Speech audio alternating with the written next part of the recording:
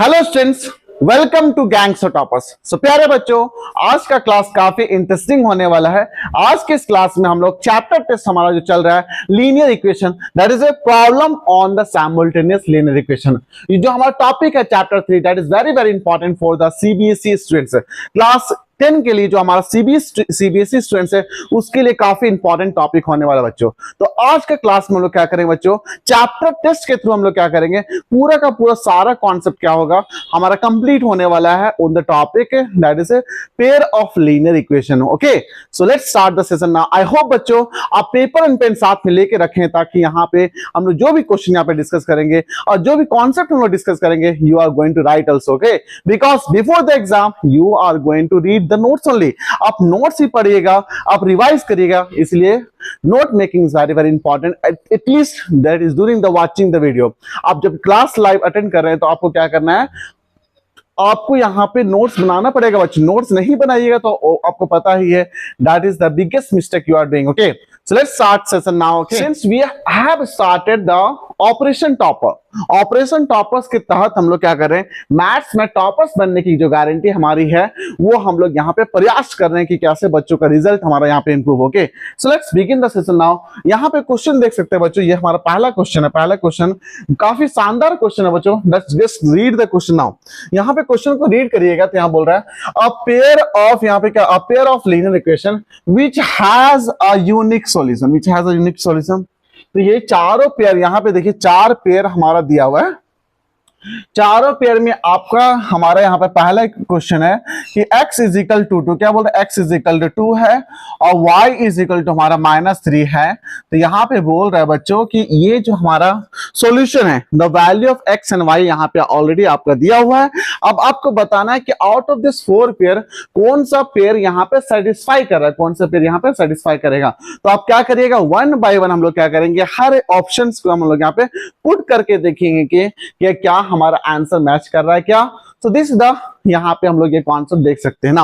अगर पहला ऑप्शन को उठाते हैं बच्चों, पहला ऑप्शन को उठाइएगा तो यहाँ पे क्या लिखिएगा, x लिखिएगा plus y that is equal to -1। तो सिंपल सा x का यहाँ पे कितना आ रहा है, -2 लिखिएगा, सॉरी +2 लिखिएगा, प्लस हमारा कितना हो रहा है, -3 हो रहा है ना, and that is equal to -1। Means ये पहला हमारा सही हो गया।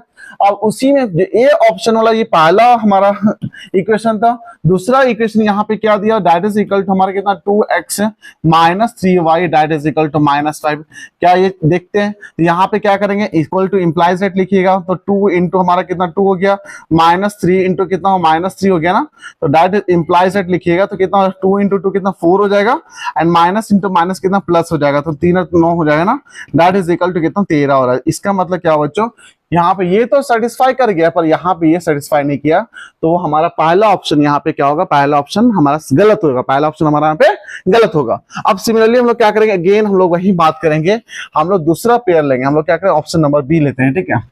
तो ऑप्शन बी का हमारा जो पहला इक्वेशन यहाँ पे है क्या है, दैट इज 2x है plus 5 that is equal to -11। तो यहाँ पे क्या करें, इंप्लाइज दैट लिखेंगे। ये जो पार्ट होगा ना बच्चों, ये जो पार्ट होगा इसको हम LHS मानेंगे। क्या मानेंगे, इसको LHS मानेंगे। तो यहाँ पे लिखेंगे 2x प्लस 5, ओके। और यहाँ फर्दर यहाँ पे वैल्यू पुट करेंगे तो यहाँ पे क्या होगा, 2 इंटू 2 लिखिएगा एंड प्लस हमारा 5 इंटू हम लोग लिखेंगे -3, okay. And that is equal to 2 into 4 हो जाएगा, and plus into minus minus है 5 3 15 दैट इज इक्वल टू -11 हो रहा है, ओके। तो इसका मतलब क्या होगा, yes that is equal to, यहाँ पे बोल सकते हैं ये RHS के बराबर हो रहा है। इसका मतलब पहला इक्वेशन तो हमारा सेटिस्फाई किया। अब सिमिलरली हम लोग क्या करेंगे, दूसरा इक्वेशन के यहाँ पे जो ऑप्शन नंबर बी है, जो हमारा ऑप्शन नंबर बी है उसका दूसरा इक्वेशन हमारे यहाँ पे क्या दिया हुआ है, दैट इज 4x लिखिएगा, 4x लिखिएगा प्लस हमारा कितना हो रहा है 10y and that is equal to हमारा कितना -22 दिया है ना। अब यहाँ पे अगेन ये वाला पार्ट हमारा क्या होगा, LHS वाला पार्ट होगा। तो अगर LHS का पार्ट है तो इंप्लाइज दैट लिखेंगे, दैट इज 4x लिखिएगा प्लस 10y लिखेंगे, दैट इज इक्वल टू हमारा कितना होगा 4 इंटू हमारा कितना हो रहा है 2 हो रहा है, 4 इंटू 2 हो जाएगा, एंड प्लस हम लोग क्या करेंगे, दैट इज 10 इंटू हमारा कितना हो रहा है -3 हो रहा है, दैट इज इक्वल टू क्या लिखिएगा, देखिए 4 दूनी कितना 8 हो गया, plus into minus minus 10 into 3 30 हो जाएगा, दैट इज इक्वल टू कितना होगा -22 हो जाएगा, and that is equal to RHS, that is equal to RHS होगा। ओके, इसका मतलब क्या हो रहा है बच्चों, यहां से हम लोग क्या सीखे कि जब इस तरह का क्वेश्चन कभी पूछा जाए, ठीक है, ऑलरेडी आपका सॉल्यूशन दिया हो और वहां से पूछा जाए कि which pair of the given equation is satisfying the values, इसका मतलब इसका जो आंसर होगा, आंसर हमारा क्या होगा, answer number B, that option number B यहाँ पे क्या होने वाला बच्चों, करेक्ट होने वाला। ओके, आई होप बच्चों ये कॉन्सेप्ट आपको समझ में आया होगा। Now please try to copy it now. Now अगला क्वेश्चन करते हैं। अगला क्वेश्चन देखिएगा, अगला क्वेश्चन भी हमारा यहाँ शानदार क्वेश्चन देखिए, फादर्स, यहाँ पे एक हमारा है फादर्स एज है is 6 time of his son. तो इसका मतलब यहाँ पे इस तरह क्वेश्चन में पहले हम लोग लिखते हैं, क्या लिखते हैं, प्रेजेंट, क्या लिखिएगा, प्रेजेंट एज के बारे में बात करेंगे, किसके बारे में बात करेंगे, प्रेजेंट एज के बारे में बात करेंगे। यहाँ पे हमारा फादर हो जाएगा, तो फादर यहाँ पे लिखिएगा, फादर हो जाएगा, और यहाँ पे क्या हो जाएगा, सन हो जाएगा। ठीक है, अब मान लेते हैं फादर का एज अगर एक्स मान लेते हैं तो सन का एज वाई मान लीजिए। ठीक है, अब एट प्रेजेंट देखिए, एट प्रेजेंट कंडीशन में मेरा यहाँ पे एक इक्वेशन ऑलरेडी दिया हुआ है, अकॉर्डिंग टू द क्वेश्चन क्या दिया हुआ कि फादर का जो एज होगा that is 6 times the age of son.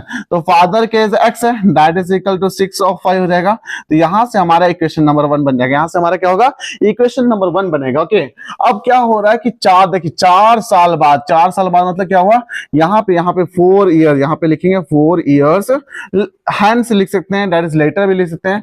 तो यहाँ पे 4 ईयर हैंस क्या हो रहा है, इसका जो एज होगा ऑटोमेटिकली क्या हो रहा है, x + 4 हो जाएगा, और जो सन का एज होगा वो क्या हो जाएगा, y + 4 हो जाएगा। ओके, क्यों, अभी मान लेते हैं हमारा जो करंट एज है, मान लेते हैं 29 है, तो यहाँ पे +4 करेंगे तो कितना हो जाएगा, दैट इज 33 हो रहा है। 4 साल के बाद मेरा एज कितना होगा, दैट इज 33 होगा, ऐसा बोलना चाह रहा है। तो यहाँ पे बोल रहे कि अगर यहाँ पे 4 साल के बाद फादर का एज क्या होगा, सिंपल सा +4 हो जाएगा, और सन का एज क्या होगा, +4 हो जाएगा, y + 4 हो जाएगा। तो यहां से हमारा एक इक्वेशन बनेगा बच्चों, क्या बनेगा, यहाँ पे देखिए, the age of the father, क्या बोला, age of the father will be 4 times of age of सन।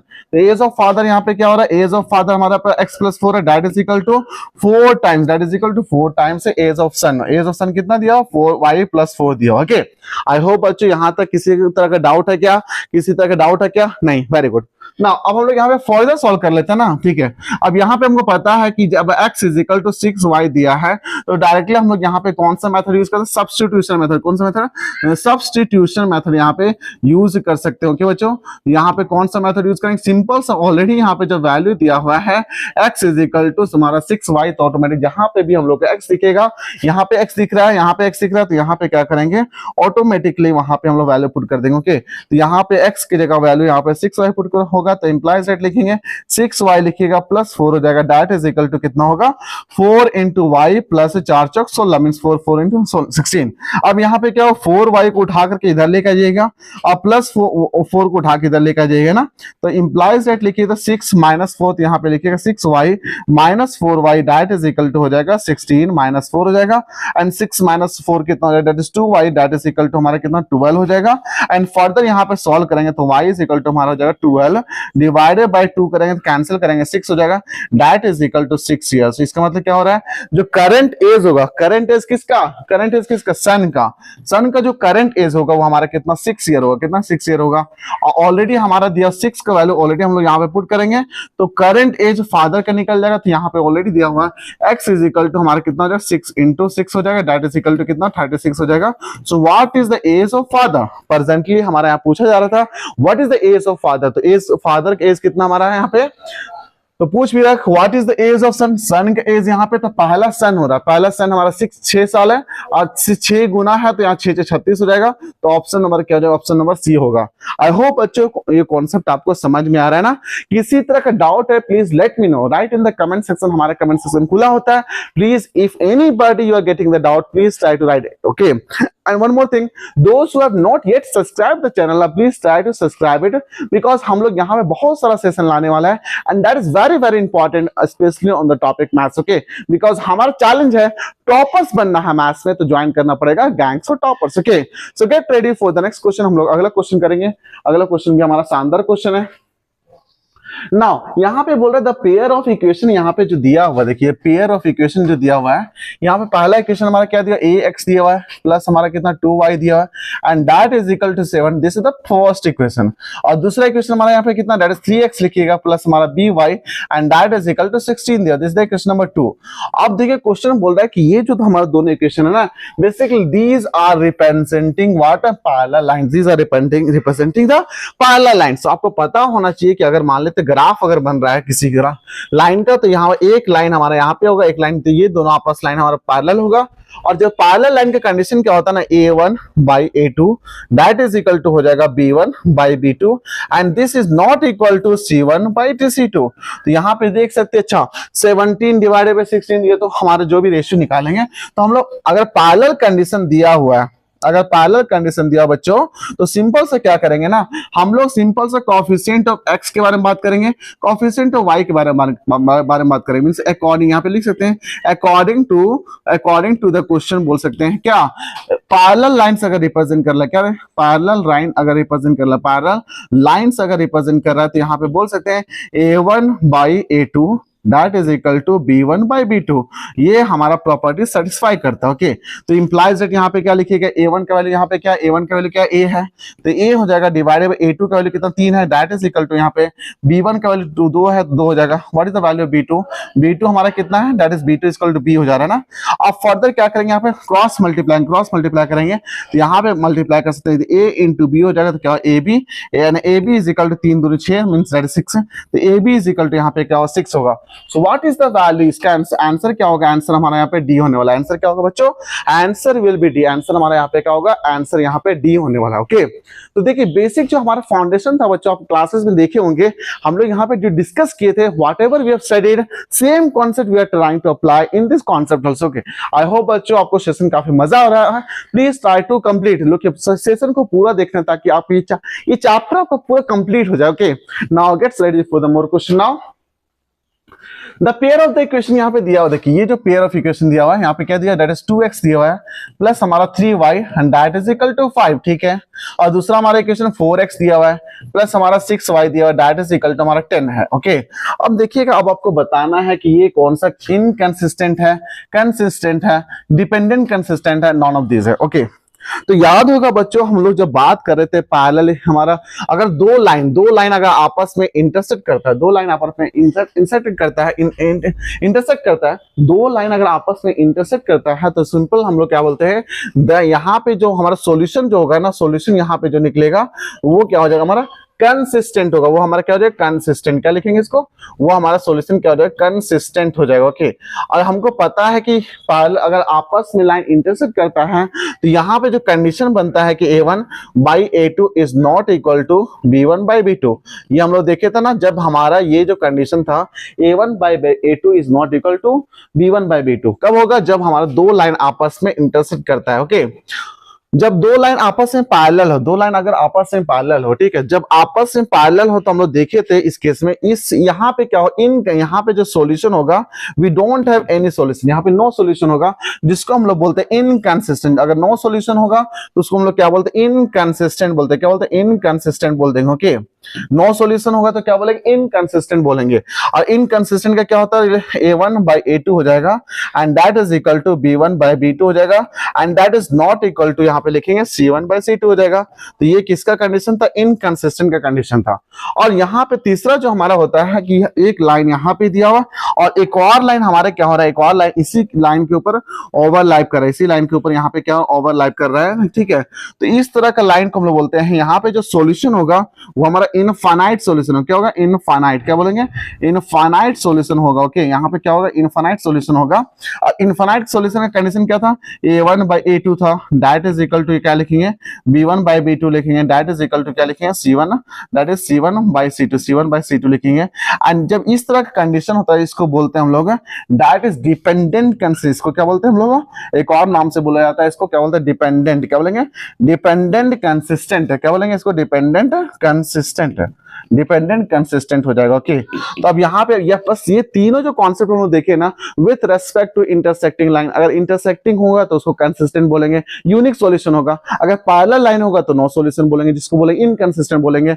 और तीसरा हमारा क्या था, अगर एक लाइन दूसरे लाइन के ऊपर ओवरलैप कर रहा है तो उसको बोलेंगे दैट इज, यहाँ पे बात हो जाएगी डिपेंडेंट कंसिस्टेंट, और यहाँ पे जो सॉल्यूशन होगा वो हमारा इनफाइनाइट सॉल्यूशन होगा। और कंडीशन क्या होती है, दिस वाज द कंडीशन। चलो अब आपको समझ में आ गया होगा कि यहाँ पे कॉन्सेप्ट क्या अप्लाई होने वाला है। ओके, अब यहाँ पे हम लोग क्या करें, रेशियो निकाल लेते हैं ना। फिर यहाँ पे देखिए 2 दिख रहा है ना, तो 2/4 हो जाएगा। ओके, अब यहाँ पे कितना 3/6 हो जा रहा है, यहाँ कितना 5/10 हो जा रहा है। अब अगर कट रहा है तो काट लेंगे इसको, 2 1 2 हो जाएगा, 2 2 4 हो जाएगा, 3 1 3 हो जाएगा, 3 2 6 हो जाएगा ना। और यहाँ पे 5 1 5 5 2। अब यहाँ पे देखिए final 1/2 that is equal to 1/2 that is ratio हमारा क्या हो गया, सेम हो गया। अगर रेशियो सेम हो रहा है, अगर रेशियो हमारा सेम हो रहा है यहाँ पे ऑटोमेटिकली बोल देंगे कि यहाँ पे हमारा क्या होगा आंसर, डिपेंडेंट। यहाँ पे क्या होगा, डिपेंडेंट कंसिस्टेंट होगा। क्यों, क्योंकि this is going to give a infinite solution according to this condition. यहाँ पे जो सॉल्यूशन होगा हमारा इनफाइनाइट सॉल्यूशन होगा, और इनफाइनाइट सॉल्यूशन के दूसरा नाम है डिपेंडेंट कंसिस्टेंट। क्या होगा, dependent consistent. Okay, I hope बच्चों ये कॉन्सेप्ट आपको समझ में आ गई ना। So now please, if you are getting, please write in the comment section how you have experienced after the class. Now अगला क्वेश्चन हमारा शानदार क्वेश्चन होने वाला है, that is match the following question है। देखिए अभी जो हम लोग जितना सारा कॉन्सेप्ट डिस्कस किए ना बच्चों, that is based on that only, यहाँ पे हमारा सॉल्यूशन निकालना है। ठीक है, तो सिंपल से क्या है, जो भी हमारा पेयर ऑफ इक्वेशन यहाँ पे दिया हुआ है, पेयर ऑफ इक्वेशन सिंपल सा रेशियो निकालेंगे ना। तो इस केस में अगर यहाँ पे 2/3 लिख रहे हैं, ठीक है, यहाँ पे कितना 5/4 हो जा रहा है, और यहाँ पे कितना 10/7 हो जा रहा है। क्या रेशियो मैच कर रहा है, क्या this ratio is not equal to this and this is not equal to this. इसका मतलब क्या होगा, it has a unique solution. क्या होगा, पहला ही ऑप्शन सही हो जाएगा, पहला ही ऑप्शन सही हो जाएगा। तो यहाँ पे देखेंगे, अच्छा ऑप्शन नंबर बी तो ऐसे ही गलत हो गया, ऑप्शन नंबर सी तो ऐसे ही गलत हो गया, क्या कि A1 is equal to A होना चाहिए, 1 इज इक्वल टू यहाँ पे A दिया हो। चलो ठीक है, एलिमिनेशन मेथड को यूज करके हम लोग यहाँ पे देख सकते हैं ना। अब हम लोग बात करेंगे इस केस में, यहाँ पे क्या लिखेंगे, 2/6 लिखिएगा, यहाँ पे कितना 5/15 हो जाएगा, और यहाँ पे कितना 10/20 हो जाएगा। अब इसको रेशियो निकालते हैं, तो 2 1 2 हो जाएगा, 2 3 6 हो जा रहा है ना। ओके, 5 1 5 हो जा रहा है, यहाँ पे 5 × 3 हो जाएगा, एंड यहाँ पे 0 0 कैंसिल हो गया। तो यहाँ पे देख सकते हैं बच्चों 1/3 मींस यहाँ पे ये इक्वल है, बट ये इक्वल नहीं है। इसका मतलब क्या हो रहा है, अगर इस कंडीशन होता तो यहाँ पे क्या होगा, पैरेलल लाइंस होता है। क्या होता है, ये दोनों पर लाइन आपस में पैरेलल होगा, तो यहाँ पे क्या नो सॉल्यूशन होगा, नो कॉमन सॉल्यूशन। तो क्या होगा, नो कॉमन सॉल्यूशन। तो ऑप्शन नंबर क्या होगा, 2C होगा। क्या आंसर, 2C। इसका मतलब हमारा ऑटोमेटिक ये तो कैंसिल हो जाएगा, फाइनल आंसर जो होगा ऑप्शन नंबर डी होगा। जो समझ में आ रहा है ना, किसी तरह डाउट है क्या? हम लोग 1 सेकेंड इसको चेक कर लेते हैं ना, तीसरा वाला भी। तो यहाँ पे क्या लिखेगा, 5/10 लिखिएगा। ओके, ना फर्दर लिखेंगे प्लस, हमारा यहाँ पे प्लस तो लिखने की जरूरत नहीं है, 2/4 हो जाएगा, 10/20 हो जाएगा। इसको कैंसिल करते हैं, 0 0 कट कैंसिल है, 2 1 2 2 2 4 5 1 5 5 2 10। देखिए 1/2 आया, that is equal to 1/2 that is equal to 1/2। इसका मतलब यहाँ पे क्या होगा, it has a infinite solution, it has a infinite solution. तो आई थिंक बच्चों यहाँ पे जो हम लोग पढ़ रहे हैं ना, ये आपको समझ में आ गया है। किसी तरह डाउट है please let me no.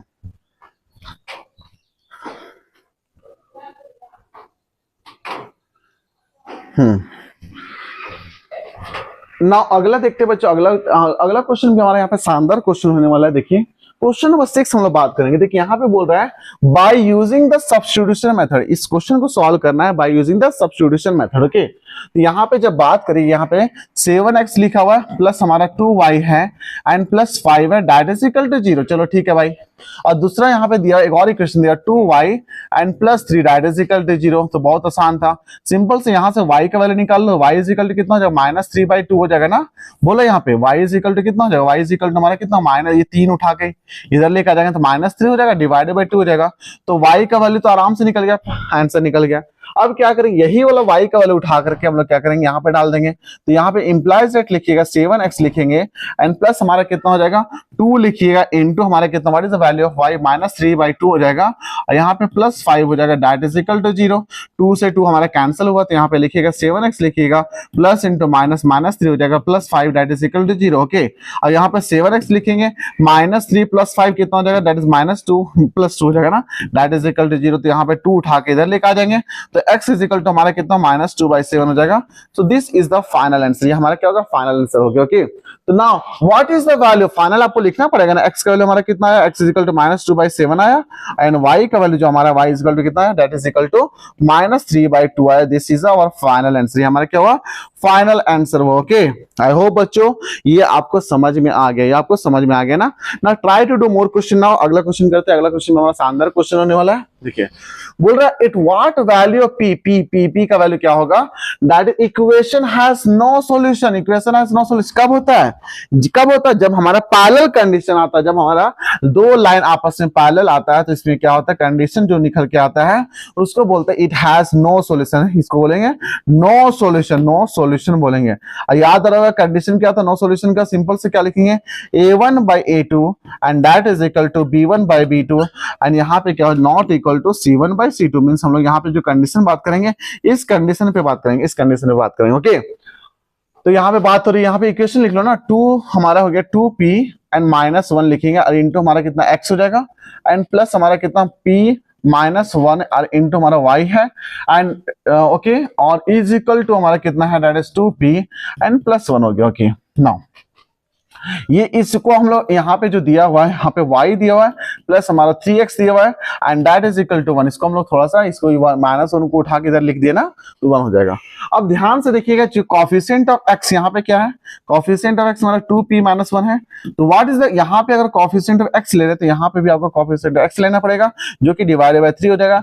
That is equal to यहाँ पे क्या हो जाएगा what is the coefficient of y यहाँ पे कितना है दैट इज p -1 है और इसका जो y का यहाँ पे कोएफिशिएंट पूछ ले तो 1 हो जाएगा तो 1 लिख देंगे। नाउ हम लोग क्या करेंगे क्रॉस मल्टीप्लाई करेंगे ना, तो फर्दर जो सॉल्व करेंगे यहाँ पे कितना हो जाएगा दैट इज 2p लिखिएगा -1 that is equal to 3p हो जाएगा -3 हो जाएगा। ओके, अब यहाँ पे क्या करेंगे ये 2p को उठा के इधर ले जाएंगे एंड -3 को उठा के इधर ले जाएंगे तो फाइनल जो आंसर हो जाएगा दैट इज 3p - 2p। क्या लिखेंगे दैट इज 3p लिखिएगा -2p लिखिएगा दैट इज इक्वल टू क्या हो जाएगा that is equal to 3 - 1। Okay, and 3p - 2p p हो जाएगा, p इज इक्वल टू हमारा कितना 2 हो जाएगा।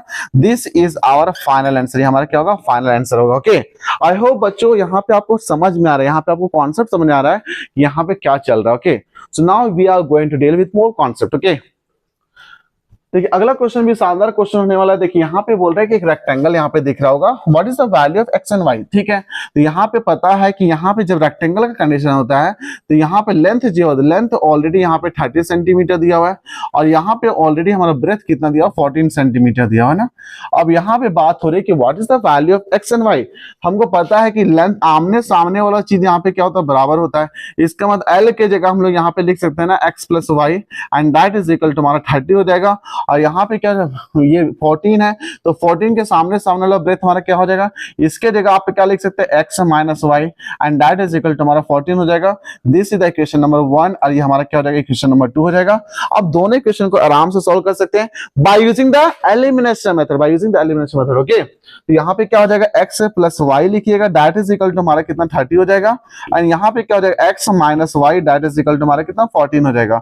अब यहाँ पे क्या करेंगे ये जो पार्ट हमारा है बच्चों ये +4 -4 प्लस y - y कैंसिल हो जाएगा एंड x कितना दैट इज 2x हो जाएगा and that is equal to 30 1 40 44 हो जाएगा ना 44।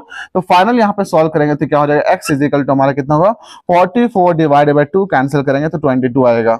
ओके, अगर x का वैल्यू 22 आ गया तो सिंपल से क्या करेंगे ये वैल्यू कहीं पे भी आप डाल दीजिए, यहाँ पे डाल देते हैं। ओके, तो यहाँ पे जो हमारा according to the first equation x plus y that is equal to हमारा 30 दिया हुआ है तो x का वैल्यू ऑलरेडी यहाँ पे निकल चुका है 22। तो यहाँ पे y इज इक्वल टू कितना हो जाएगा दैट इज 30 माइनस 22 करेंगे तो what is the value of y 8 हो जाएगा। तो what is the value of y 8 हो जाएगा। तो यहाँ पे जो सॉल्यूशन निकलेगा ना solution x is equal to हमारा कितना आ गया x इज इक्वल टू 22 आया and y is equal to हमारा कितना आ गया y इज इक्वल टू हमारा कितना 8 आया, कितना 8 आया। So this is our final answer, ये हमारा क्या हो गया फाइनल आंसर हुआ। ओके, तो आई होप बच्चों आपको क्वेश्चन समझ में आ रही है ना, very good very good. So now please try to copy it now, very important concept for you. चलो अगला क्वेश्चन करते हैं। यहाँ पे बोल रहा है कि यहाँ पे देखो it has infinitely many question. देखो बार बार अभी हम लोग देखिए नो सॉल्यूशन वाला देखिए, फिर हम लोग यूनिक सॉल्यूशन वाला देखिए, फिर हम लोग इनफाइनाइटली मेनी सॉल्यूशन देखने हैं ना। तो यहाँ पे बात करेंगे अगर इनफाइनाइटली मेनी सॉल्यूशन है तो यहाँ पे क्या होगा, देखो यहाँ पे दो इक्वेशन 2x लिखा हुआ है प्लस हमारा 3y है एंड -7 है, दैट इज इक्वल टू 0, पहला इक्वेशन है। दूसरा इक्वेशन यहाँ पे क्या दिया, that is m -1 into x हो जाएगा, ओके, और प्लस हमारा कितना हो जाएगा, प्लस हमारा m +1 divided by into y हो जाएगा and that is equal to यहाँ पे 3m -1 हो जाएगा, ओके। यहाँ पे सिंस ये हमारा इनफाइनाइटली मेनी सॉल्यूशन है तो याद आ रहा होगा कंडीशन ना, वेरी गुड। यहाँ पे कंडीशन क्या रहा होगा, a1 by a2 and that is equal to b1 by b2 लिखेंगे and that is equal to c1 by c2 लिखेंगे, okay. This was the condition for infinite, क्या लिखेंगे, इनफाइनाइट, क्या लिखेंगे, infinite many solution, infinite many solution, infinite many solution, okay. So now अब इसको क्या, इसी इसका स्टैंडर्ड फॉर्मेट में लिख लेते हैं, 2x हो जाएगा प्लस हमारा 3y हो जाएगा, दैट इज इक्वल टू 7 हो जाएगा। तो हम लोग बात करेंगे ये जो हमारा कंडीशन, उस कंडीशन में बात करेंगे ना, ये हमारा इक्वेशन नंबर 1 है and this is the equation number 2 है, ठीक है।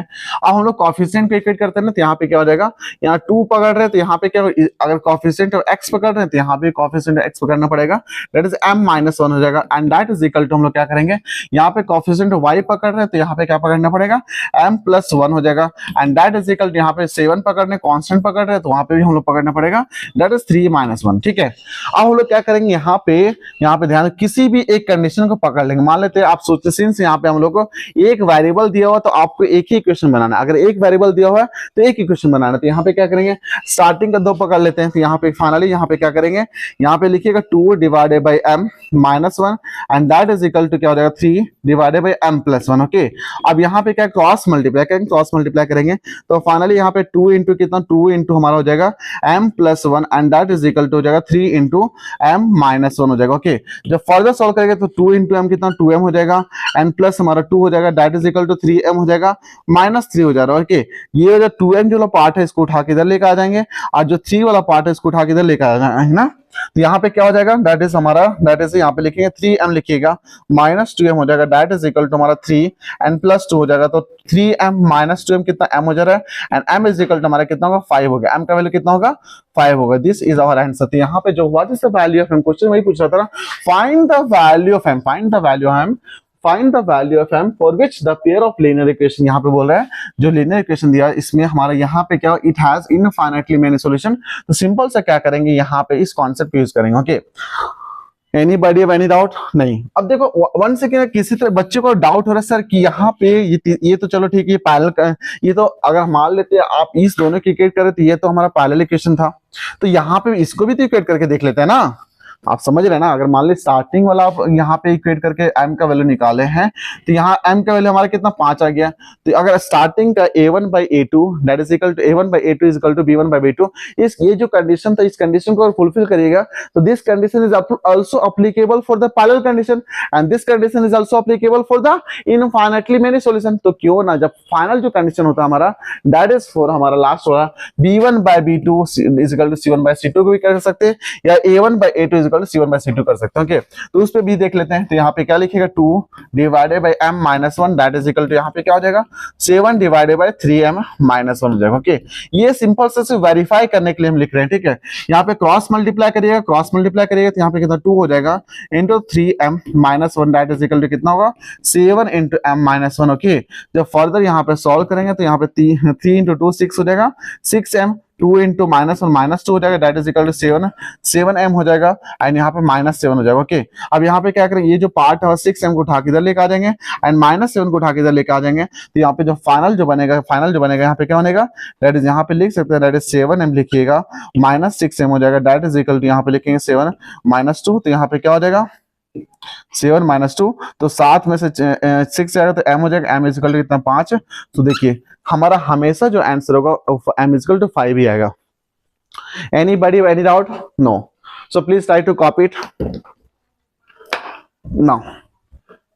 अगला क्वेश्चन देखते हैं। अगला क्वेश्चन में हमारा शानदार क्वेश्चन बोल रहा है कि find the value of x, find the value of x. Okay, तो यहाँ पे बोल रहा है कि एक्स हमारा दिया, एक्स प्लस हमारा कितना 6y and that is equal to हमारा 6 है, और यहाँ पे कितना है, दैट इज हमारा दूसरा equation 6x minus 8y and that is equal to हमारा कितना 5 है।